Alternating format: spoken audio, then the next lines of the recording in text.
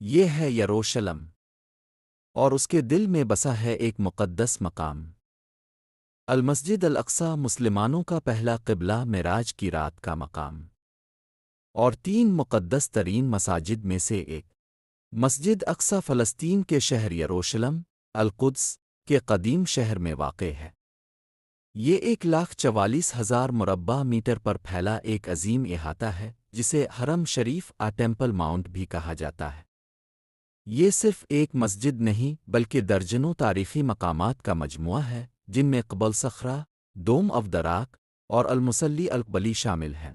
1948 میں اسرائیل کے قیام کے بعد سے مسجد اقصی مسلسل تنازع کا مرکز رہی ہے۔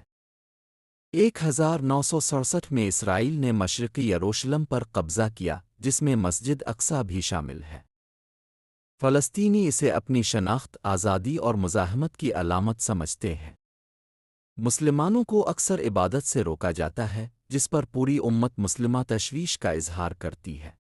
مسجد اقصی پر حملوں اور بے حرمتی کے خلاف پوری دنیا کے مسلمان آواز بلند کرتے ہیں۔ یہ صرف فلسطینیوں کا مسئلہ نہیں بلکہ پوری امت مسلمہ کا دینی، اخلاقی اور انسانی فرض بنتا ہے۔ مسجد اقصی صرف ایک تاریخی مقام نہیں بلکہ ایمان، قربانی اور صبر کی علامت ہے۔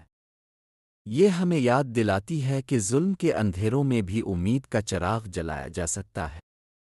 آئیے دعا کریں کہ مسجد اقصی پھر سے امن، آزادی اور روحانیت کا مرکز بنے۔